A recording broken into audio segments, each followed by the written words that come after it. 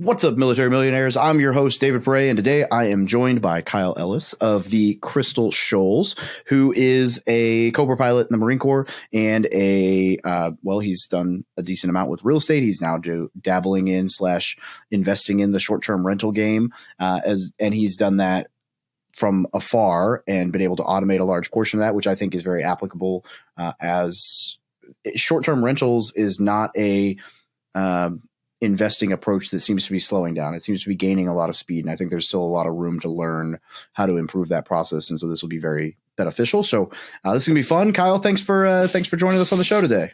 Yeah, man, thanks for having me. Yeah, absolutely. Why don't you just the 2-minute overview of I guess who you are and how you got into real estate. Hey guys, if you're looking to take your investing, business, life, or just yourself to the next level, then I have something for you.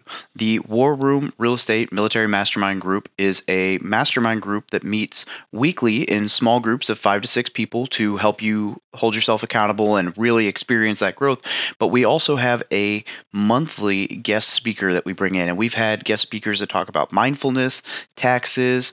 We're bringing in somebody to talk about marketing. We bring in very specific topics that will adhere to very broad, any kind of real estate investing or entrepreneurship that you want to do, and will really help you out. And we let you ask these speakers questions and get very personal with them. And then back to the small groups, weekly accountability for what you're trying to achieve, and just being surrounded by like-minded people. And they say your network is your net worth. I know that's an overused phrase, but I recommend that you check it out. So just shoot an email to wrmastermind@gmail.com. Once again, that's wrmastermind@gmail.com, and we'll send you some more information. Sure. You said it. Active duty Marine. I've been in for a little over 15 years now. Cobra pilot by trade. So my kind of story was I graduated college in 2007, and the plan coming out of that, thinking about the time we're talking about, was to buy a property everywhere I went. Right, the aviation training pipeline. You move a lot, and I'd heard, hey man, just buy wherever you can go. Buy a house. Buy a house. Buy a house. So that was going to be my plan. I didn't know anything, didn't know how to do it or how I was going to do it, but then that's what everybody was doing, and that's what I was going to do. So I got to Pensacola, Florida in early 2008, realized how fluid the aviation pipeline really was, and got a little scared off of my plan. Worked out well for me because a couple months later, we all know what happened in 2008. So some of the guys who gave me that advice were now upside down in some houses. Now, fast forward a decade or so, they're still doing okay if they held on to it, right? But so made it through the training pipeline for a couple of years, and then bought my first single family home when I got here to North Carolina for my first duty station. Did not use a VA loan for that because I'd saved up a little bit of money. Mistake number one. Didn't understand rates of return or what the opportunity cost I could have used for that down payment. So tally those up for me as I go. Did a few years in the fleet, got PCS orders, bought my second single family home with the VA loan this time. At my second duty station, hired a property manager for my first. 6 months later, I fired them. And that started my hatred of property managers, which is also a reoccurring theme. A few years later, up for PCS orders again. At this point, I was managing 2 single-family homes in 2 different states with no property managers. And that's really where I started to appreciate the importance of automating processes when you can and building teams when you can. And then during that PCS was actually to business school. So I got to go to school in the Marine Corps dime. And that really kicked the whole investing thing into overdrive, right? Like I was really starting to understand a lot of the concepts and stuff that I didn't understand when I was younger, and really started to want to get aggressive. So I bought my third single family home while out in California using the Burr method, which I'm sure you're familiar with. Use that to buy another single family home, and actually just did a straight flip on that one. And with that, I was like, all right, I've done now 4 single family homes. I want to go bigger. And I think that's usually a kind of a journey a lot of people take, right? And so I I just decided, hey, I read a book about triple net leases. I'm like, man, that's what I want to go. I want to go in that direction. And so I started underwriting commercial, probably small strip malls type stuff, and got really close on a couple of deals. Never happened. In the meantime, I got in with some syndication deals as an LP on those, and did well. And kind of pivoted from the small commercial, hadn't really done a deal, and started going to multifamily. Just made a pivot one day. I was like, hey, I'm gonna try this again, or try this way. And it was during that kind of process, was looking for these small commercial multifamily 6 to 12 units that I got just an email, I think, of a duplex on Topsail Island, North Carolina. Which, if you're East Coast Marine, you know Topsail Island. And I was almost just going to delete the email, like, I don't need this. And I was like, I'm just look at it. And then, part of one of the lines in the description was, hey, it's got $100,000 of income last year. And I was like, man, that's pretty good. So I started looking more and more into it. I called a buddy of mine who I knew was in the short-term real estate or short-term rentals. Talked to him a little bit, and then I was like, man, maybe this is my pivot. Maybe we'll go here. Didn't get that first deal, but got another deal, and that was of April of last year. We got a half duplex in Emerald Isle, North Carolina, which is a little bit further north than Topsail. So it's but still in that Camp Lejeune, Cherry Point area, a little bit more of a resort type area there. We've had that place now for a year, and then just last month we closed on a full duplex about a mile away. So we are now operating 3 units on Emerald Isle that we own, and then so we are now in the scaling phase of the business, and we've got verbals on 3 additional units this fall after the busy season, and so we're looking cool. to scale from there. That's awesome. And I definitely want to dig into the short-term rental stuff, especially in that area. I'm actually not familiar with Emerald Island, but I'm definitely familiar with Topsail. So curious, so you dodged a bullet, it sounds like, in 2008. And so I wanted to just make sure that I point that out, because I hate the advice that you should always buy a house at every duty station, no matter what, because it's like, well, if you bought at the right time, that's going to be great advice. But if you bought at the wrong time, that's not going to be great advice. And I know both sides of the coin. So I always tell people, like, hey, you should always buy at every duty station if it makes sense as an investment that you can hold on to and you're okay with being stuck with it for a while, because you might get that way. As long as you buy the right way, then yeah, sure, buy everywhere. But I'm definitely glad. I mean, if you had bought and it had tanked, you probably wouldn't be doing it anymore. So yeah, you're right. And I agree with you, but you remember the advice I got was in 2007, right? When it was free money, you could get anything for any price, anybody.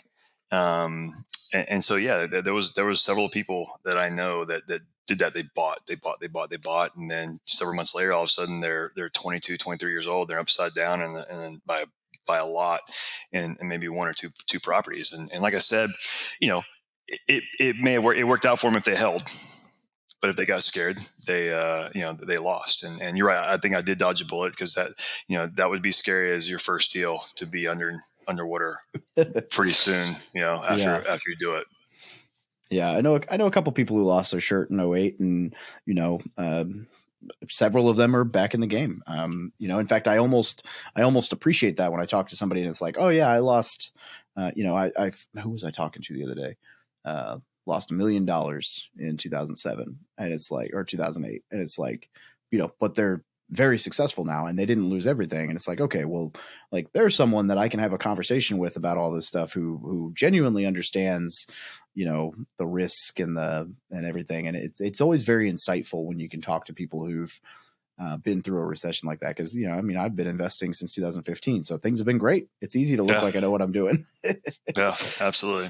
And I think you're right. I think as long as you come out on the other side and you still got something, even if that's just a hard lesson learned, you'll know what to look out for the next time. Yeah, absolutely. So you move from single families and you learn the property management lesson, which I've been fortunate. I had a good property manager, but and she's still awesome. Are you still self-managing those ones? I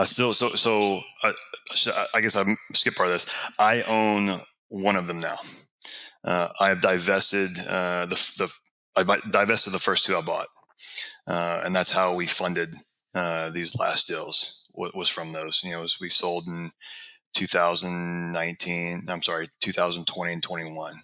Good time to sell a house. Time to sell those houses and move up.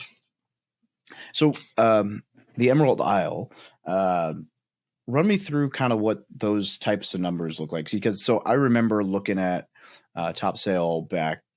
I was out there. Was it 2017, 2018. And I remember looking at some of those prices and thinking, man, this house is worth this much money. It's not, overpriced, whatever. And I didn't realize the Airbnb income potential because some of those properties bring in a very substantial amount of money. Obviously, if you're talking someone who made $100,000 through Airbnb on a property, like that's enough to justify a pretty solid mortgage. So I'm kind of curious, like what if you can walk us through some of those deals, what they look like. Yeah, absolutely. So the first one we did, it's kind of fell in a lap. We opened the aperture a little bit once we saw that first duplex over in Topsail and opened up a little bit. Again, we had a pretty good team of people working with us, and this deal came through.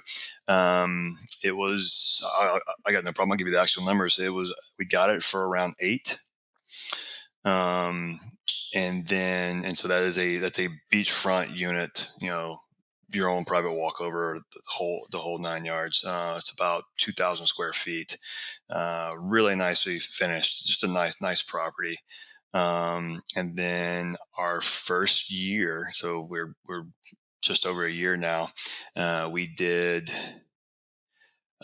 just over $100K in gross. Right. So, and part of that was we were down for about a month because we had to do some siding work in the wintertime. So we closed the books completely on that. And so that's the rough. I think I think that number is a little inflated simply because, the owner we bought it from had been running as a short-term rental for a while. So some of those numbers we got like basically the entire booking. Whereas most times you pay like 50% up front, and so if you paid in 2020 or you booked in 2020, you paid 50% up front, and then you didn't actually stay until 2021. So because we bought it, mid-April, we got a little bit of play in those numbers, but we also skipped out on a couple of months so I think it probably evens about out, and that's what we're projecting for this year for that property. I mean, that's solid. I mean, did you have to go? I'm assuming obviously investment loan, but did you have to go full 25% down, or what did that? So this is a good part about this. And it actually kind of ties into one of your other guests with asset protection. I bought this first one as a second home. Ah, nice.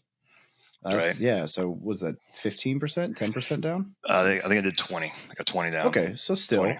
I mean, yeah, 20% down on that. I mean, the 100K gross, even if your net is half of that, that's a incredible return on investment. Yeah, that's awesome. So okay, so you were like, wow, this works, obviously, because you have now bought another duplex. Yep. So what is the duplex similar numbers, or have you seen the market inflate? I haven't. Yes. So this new duplex. Keep in mind the first one I bought was a half, so it's only one unit. The new one didn't get as good of a deal on it. A couple of things. One, the market increased. Like everything else, the market's increasing. It's a second row. Or second/third row, so it's not right on the water, and so that's a whole different ballgame that we had to learn a little bit about marketing that. But the good news about this property is it's a value add. So it was a long-term rental for the last 8 to 9 years, I think.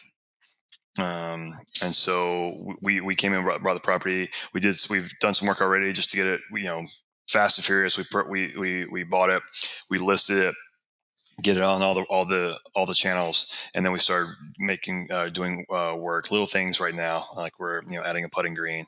We've put some really really nice outdoor showers in. Once the season's over, we're going to put a pool in the back. And so that's really that's when we're going to see really the numbers that we're projecting, is once we get that pool. Because what I found, and again, this is very specific to beach resort type areas. If you're not on the water, the pool really really helps that second and third row, and so that's what we're waiting on. Once we get through something, the summer the books are pretty much there for the summer. It's almost all booked out, both sides.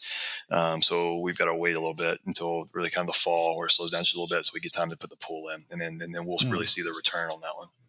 That's awesome. And I wouldn't have thought of that would make a significant difference, but I guess that makes sense. In Missouri, the people don't really care about having swimming pools, so it's all about knowing your market and knowing your area. Yeah. And people in our market, they come mainly, the big season is obviously Memorial Day through Labor Day.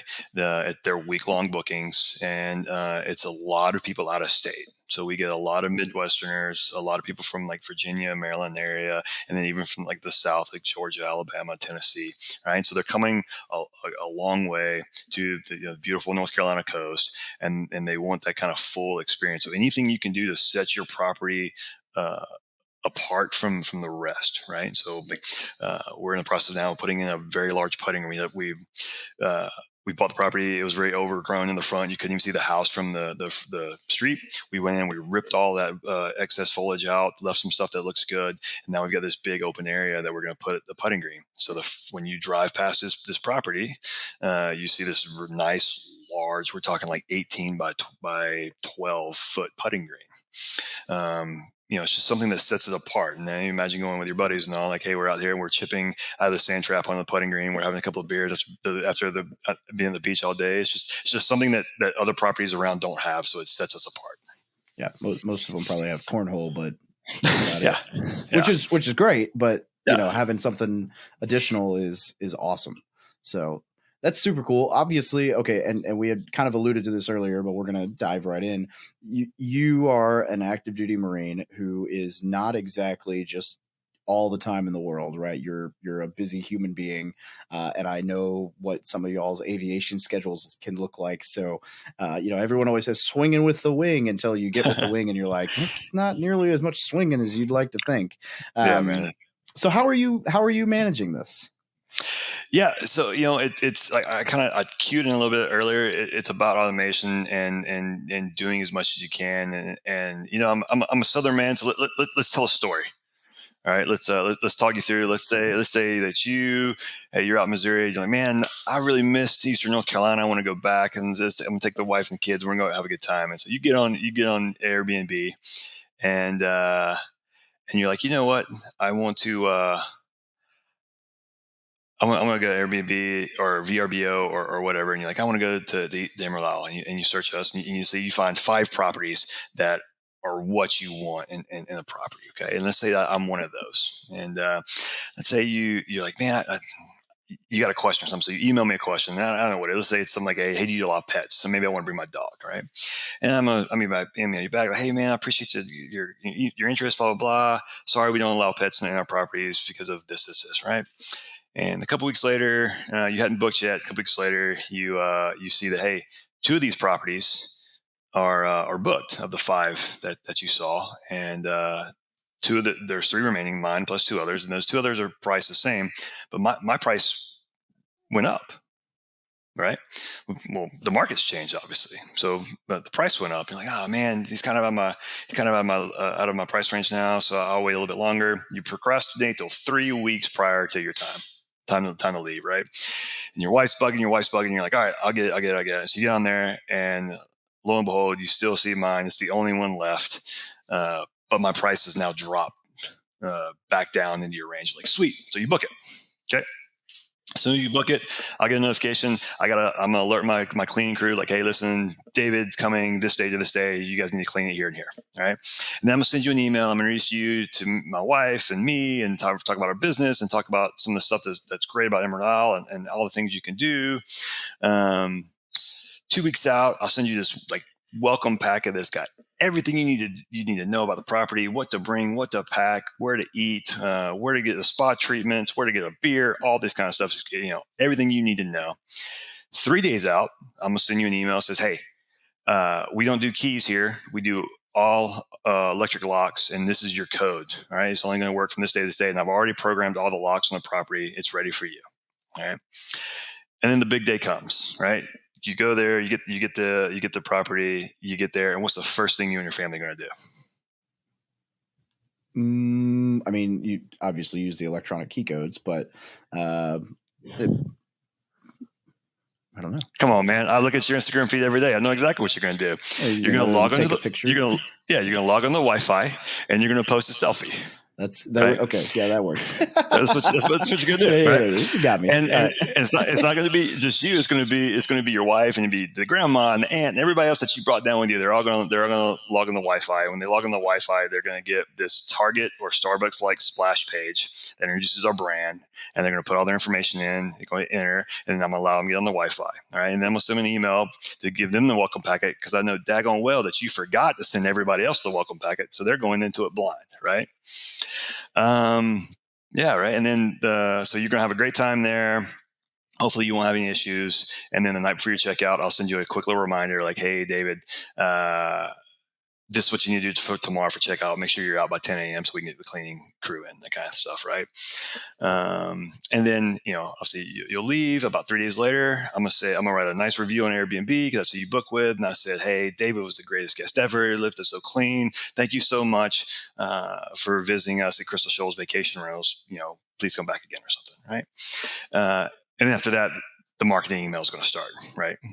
And so if you think about what we just talked about, right, that's the story from the first engagement with me all the way through the marketing engagements afterwards, right? That's a lot of work on my part, right? Lots of energy, lots of time, lots of coming home after a long flight and doing all this kind of stuff. Now, what if I would have told you that everything I just mentioned, I didn't do?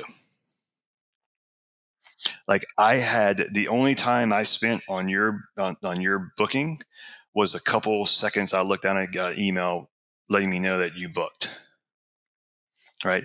Everything else in that whole chain of events was automated. Now, I put a lot of effort into the front side of that, but now it can repeat and repeat and repeat. So we're talking about, that was one guest in the summer, right? I'm gonna have at least 43 individual groups coming through just for this summer over 3 properties. I don't have the time to do what we just talked about every single guest, right? Yeah, or but to I have remember to do it on time. Exactly, right? But I have systems in place to do that for me, and that's really the key. Is to have these systems in place, and you can't do it all yourself. And so, I have. I pay, in some cases, I pay for systems that allow me to do that. Yeah. That's awesome. I'm curious what your, you mentioned marketing emails. What does that look like? Is that you just saying, hey, if you guys are coming back out here next year, like how long does that sequence go on? I've not heard of somebody doing the back end like that. That's cool. Okay. So, let's start from the beginning. All right. So let's talk about one, finding the property. Okay. And so, everybody talks about Airbnb. A lot of people know about VRBO, or I guess they're Vrbo now. Right. But from what I've seen, a lot of the small time short-term rental people, you choose one or the other. You're in one camp or the other. I'm in both. All right, so we're on both. We have our own website. We're on Travelocity. We're on all these things, right? And in order to do that, you have to have a channel manager. If you know what that is, right? And so we use one that we just transitioned to here recently from a different provider. It works really, really well. A lot of those automations I talked about are through that. So basically, anything pre-booking, all those engagements that I have with our guests are all through my channel manager. So they do the payment collecting, they do the lease agreements, they do the security deposit, do all that kind of stuff, and so it takes a lot of work on the front end to say this is what I wanted to say. So these aren't just form emails sent out. They're addressed to you by name, and there's a lot of thought and effort put into it. It's just repeated automatically, and so that's how we get all of our listings out on the different OTAs, online travel agencies, and that just increases your exposure, right? The more people that see what you offer, the more competition you're going to have for your units, the higher price you can pay. The other thing that we use is a dynamic pricing software. If you're familiar with that, and basically that just says it's just one giant algorithm. It takes a lot of data, and it says, hey, this is what you should price your unit based on the market, but it does it every single day, each day for all the properties, right? And it pushes it out, and so that goes through our channel manager and then out, and then those are pretty common. I think if you talk to most STR people, that they can at least have conversational knowledge of those two things. But I think what we're special in what we do is that Wi-Fi. We use a company called StayFi, and I got no problem putting it out there if you don't mind. Nope, I'm Googling it right now. The guy who started this, a guy named Arthur Coker. He is a phenomenal individual. He found a niche and really has exploited it and done really, really well. He offers a great service. And so what you do with them is we basically buy an access point that hooks to a router, and it goes in the property. And what that allows us to do is, one, it restricts who can get on the internet. So you have to put in your data for the internet, right? Or to access the Wi-Fi. Everyone in the party wants to access the Wi-Fi. So our units go from 6 is our smallest unit up to 14. And so when someone books your property, if they book it through Airbnb is going to hide their email, right? Right. So you don't get to get that email from them unless you ask for them. They give it. Technically, you're supposed to do that, right? But that's just one contact for a group of 14. But when that person comes in that group, they check in, and every one of those 14 people try to get on the Wi-Fi. I now get all of their contact information, not just one, but all 14.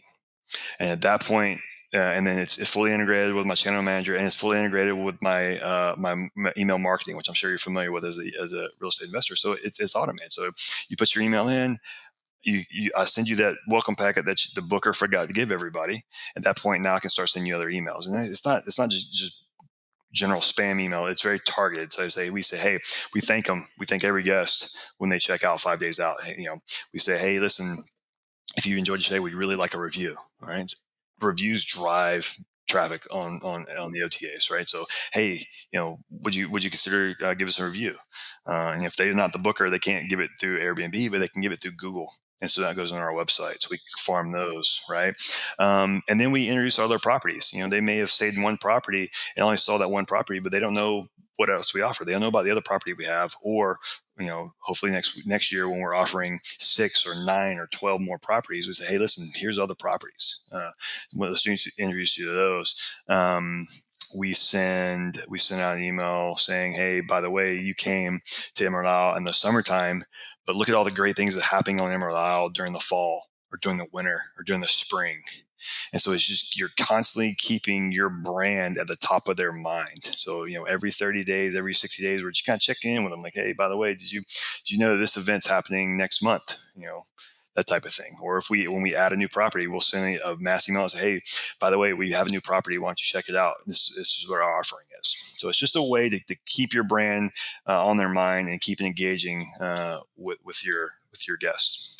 Well, and it's super cool that you're able to do it with everyone in the party. So the Airbnb that I have upstairs it's a 4-bed, 2.5 bath with 2 pull-out couches that sleeps 12, right? So the amount of people that I have not been able to communicate with, who I know have used my Wi-Fi, that's super, super, super cool. And so, okay, so I'm just for for clarity for everyone else who's listening, you mind telling us which channel manager, Yeah. dynamic pricing, and email marketing systems you Yeah. use? So I use owner reservations for my channel manager. Okay. I switched from a different one. I won't mention them. They were fine, but with OR, I just got there's a lot more tools in the toolkit. One example of that is they allow me to integrate my electronic locks. So whereas when we first started, someone would book, I'd get their phone number. We use the last 4 digits of your phone number, right? So I get their phone number. I'd have to go. I'm guessing you use the Schlag and code locks. Yes, I do. Yeah. I didn't at first. I bought a different brand, which was terrible, and I went to Schlag and Code, and they're the best. But I would going from my channel manager on my computer, looking at my phone, going to the other locks app, and like having to put their codes in. It was kind of a pain, right? So I use OwnerRes tied in with a company called Remote Lock. So basically, whenever you book, it automatically goes through my system and it pushes your information out to the locks with your date and time. And so no one else can use your code during that time. No one else knows your code. And I don't have to mess with it on my phone. And what else? Price. I use Price Labs for the dynamic pricing, which is a fairly big company. I think they're fairly well known as well. Yeah, I think they're one of the two. So I use Guesty for my channel manager. The same reason they do the lock integration thing for the last 4, which I love because when I rocked, I did 2 Airbnbs for spare bedrooms in a house that I actually was renting in San Diego. So I got the landlord. I was like, hey, I'll sign a 2-year lease today if you agree to let me sublet bedrooms when my family's out of town. And they were like, oh yeah, that's totally fine. And then awesome. And so it was in the lease. And then I just never mentioned that my family had already moved back to Missouri and I was going to geo-bachelor. And so 95% of the year, they weren't going to be there. And so I rented 2 rooms out on Airbnb. But one of the biggest gripes I had was at the time, like I couldn't change the doorknob and stuff. I mean, I probably could have, but I didn't want to because it was a rental, yada, yada. And so they just had the garage code, which wasn't the end of the world. I only had issue once, but there was once that never again, right? So I had a guest who booked on a Tuesday for a Wednesday, Thursday stay, and they were local. And one of the rules was like, hey, if you're local, you have to send me a message. I don't accept local bookings because, I had some trouble with, I always felt like, man, if I got a single dude who's trying to stay in my bedroom for like 1 or 2 nights, like the night of, either he's probably hooking up with someone he doesn't need to. He just got kicked out of his place. Like, there's not really a good situation for that. So that was one of my things. And sure enough, this guy books on a Tuesday for a Wednesday, Thursday. And I kid you not, I come home Tuesday, the day, like 24 hours before his booking starts. He is making pancakes in the kitchen. And I'm like, buddy, you're like, the house hasn't been cleaned. Like I did the cleaning myself because I lived in the house, so I didn't care. And it was a bedroom, so it was really easy to clean. And I'm like, he's like, he left. I got Airbnb to do whatever, but he tried to leave me a review. And I was like, no, because he was upset the place wasn't ready for him. And I'm like, you showed up 24 hours early. So yeah, the electronic locks are a game changer. And then I use Beyond Pricing, which is I think that and Price Labs are the 2 biggest. Yeah. So, and they both, I mean, man, the amount of money that those platforms make you by changing the price. Oh, absolutely. I mean, it's crazy. It's a couple. One, obviously, they're going to stay on top of your pricing much more than you can, right? And dude, I'm a nerd. I love going in there and I'm play with the algorithms and I'll change a little bit of what they're doing, and you can do that, or you can just use what they do. But another key thing that get, and I don't know all the ins and outs, but I think it works, and that is it because they update your prices every day. Something in the OTA algorithm. Like your listing's more active because you're making changes every single day. So I think you actually get better search results by using those. So I like that. It's another benefit. I just increased my my average and my minimum by 15% on literally 30 minutes ago. Like right before we got on this call, on my last call, someone mentioned something about short term, and I was like, oh, I haven't tweaked the pricing. I haven't checked my pricing in a little bit. And I looked at it, and sure enough, it was like, hey, you're,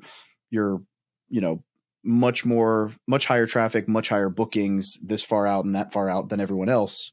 You could probably increase your prices and be fine. I'm like, oh, thank you. Boop, boop, boop. Extra $20 a night or whatever. Probably a little bit more, but I love it. And it makes things just so simple. But this Wi-Fi thing's awesome. I'm definitely. I can't say enough about it. And it's $6 a month per AP. Which is dirt cheap. I mean, I've got, my email list is 500 people long, for a year. And that is 500 people who have been in my unit. That's awesome. Yeah. Wow. That's so cool. I wonder, I'm going to man, if they have an affiliate, I'm going to go blow their platform up. They do. And as a matter of fact, I am one of their affiliates. So if you would like to get 20% off of your SafeFi for the podcast world, please see my website. I'll direct you. I'm all for it. Yeah, I'll definitely hit you up for that rather than going through this. I'll use your link. But yeah, I mean, that's I'm admittedly with the brand and everything, I'm a marketing guy, at least somewhat by force. Right. And so, leads and email, building your list is not the easiest thing in the world. Right. I'm at a spot now where I probably add, it's kind of crazy where we're at. I probably add on average about 150 people a week to my email list through, actually it's probably closer to 200 because I've got all the stuff on the website, but then people who are joining the Facebook group will manually input it so that we can add them to the list if they want to. It's an optional thing, but but all that took time and effort to build out. This is so organic. It's like they are paying you to stay there. And hey, by the way, we've got all this awesome free Wi-Fi. It's all yours as long as you're cool with me hitting you up about future properties. Yeah. And another thing is, one, it's your branding, right? And you talk about marketing. Branding is everything. And I've learned that, especially when you start, when you're at the point where we're scaling, right? And not only am I scaling, I want to fill my properties, but pretty soon I'm going to start co-hosting with other people. So I want to fill their properties, but it's still going to be under our brand. And so that brand recognition, right? I think when you log on, you see our logo, right? You see the background, depending on what property it is. And then when you click submit, it takes you to our website. So it just familiarizes the guest with that. And obviously, if you're in the short-term rental game, how much more flexibility you get when those bookings come direct, right? When we're not rolling through the OTAs, when they come direct, there's so much more, flexibility and leverage that you can use for that. And so you introduce them to booking directly with you versus going back through the OTA. By the way, the other OTAs, they don't even want to give you the real email. Now I have the real email of the actual guest who booked as well. Well, that's why they didn't want to give it to you. Well, that and whatever else. Do you? I'm curious, and this is more a market thing. So when I lived in San Diego, and I Airbnb'd, or short-term rental those 2 bedrooms. In the 2 years that I did that, I had 1 Verbo booking, and it was garbage. And so I just, after like a year, I just shut it down. It was like, all right, all Airbnb. And so when I moved here, I was like, Airbnb. And then one of my buddies was like, dude, it's market specific. Put it on both. And so I'm like, all right, fine. I'll go and upload everything and I'll try again. And I've only had 3 Verbo bookings since then, but granted, that was only like 3 months ago. And there were already a lot of Airbnb bookings, so not a whole lot of space. But for whatever reason, my average price per night is probably like $156 on Airbnb. All 3 of those bookings have been over $200 a night on VRBO. And I have no idea why, but they are willing to pay substantially more, and they've all been longer stays. So those 3 bookings are probably encompass like a 25 days, whatever. And they're probably the equivalent of 2 months worth of the Airbnb bookings I'd been getting. And so I'm curious, do you see a difference in your market? Is there one that's clearly better? I'm trying to figure out like if it's just market specific or if there's a method to the madness. I think it is. And again, I'm talking about one very specific market. But from what I've seen, if you just go on and you get on and you search Emerald Isle on either one of those platforms, there are a lot more properties on VRBO. And I think because it was just a more well-established, longer running, and then, that is by definition, it's a vacation area. Right. And whereas a lot of Airbnb, at least I get the feeling that Airbnb is more marketed more towards, your younger weekend stays in the city type thing, where this, generally our demographic is older, more well established, and they're looking for those longer stays. So a lot of the properties are users, and they're long time users. I mean, the person I bought our first property from only advertised on VRBO, nothing else. No, not on their own website, not on Airbnb, nothing but VRBO. I will say that I wouldn't say we're an early adopter of Airbnb in our property, but there aren't a whole lot of Airbnb listings on Emerald Isle. And because of that, a majority of my bookings are coming from Airbnb. Upwards of 50 to 60% of my OTA traffic comes from Airbnb. We're on booking.com as well. And there, I think booking.com and VRBO is about even. See, I haven't gone that route on the short term. So we have a hotel, and on the hotel we are everywhere. I'm occupied enough that I'm like, okay, whatever. Yeah. But I think that's probably the next step, is to build out the website and actually have everything in one, all the different booking platforms. Yeah. That's cool. I'm still like staring at the StayFi thing over here, like, man. I thought when you were like automation, I was like, okay, cool. This will be a conversation I've had before, and some of it, sure. But I don't know how. I've never heard of this because, and you know what? I don't want to say what it probably is. In my head, it probably is that a lot of these guys are real estate investors, not marketers. And so they're not looking for the edge on the marketing side. They're like, oh yeah, I'm getting bookings in Airbnb and VRBO. That's great. But where this is really going to shine for you, like, it's one thing for you to be Emerald Isle. I've got 12 properties. If you're coming back here, we'll stay on top of mind. If you come out, you're going to hit all those people who are annual, guests. They're going to remember you instead of everyone else. Like, all that's great. Where this is really going to get crazy for you is not that you need to do this, but like, let's say all of a sudden you own a property in Miami, and you own a property in San Diego, and you own a property in the Rockies and whatever. And now these people who are on your list know, hey, we're going to this place next, and he's got a place there. Well, we'll just do that rather than taking a risk on some other Airbnb host that we've never stayed with. Exactly. It's that brand recognition, and again, as we pivot and going into the co-hosting thing, this is just something that I can use in my deck when I'm pitching to a new owner. I like, hey, listen, no one else on the island is doing this, and look at these people that I have that I can show them now. Now my list becomes your list. You know what gets even crazier with this?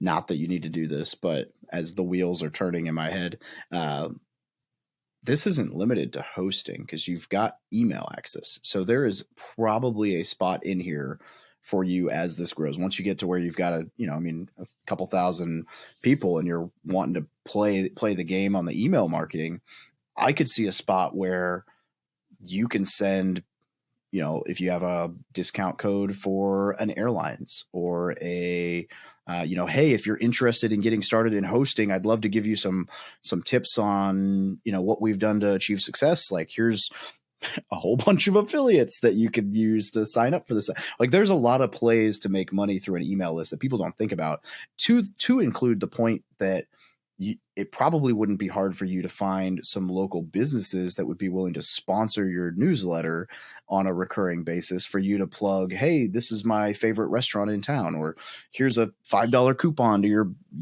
this awesome coffee shop right down the street.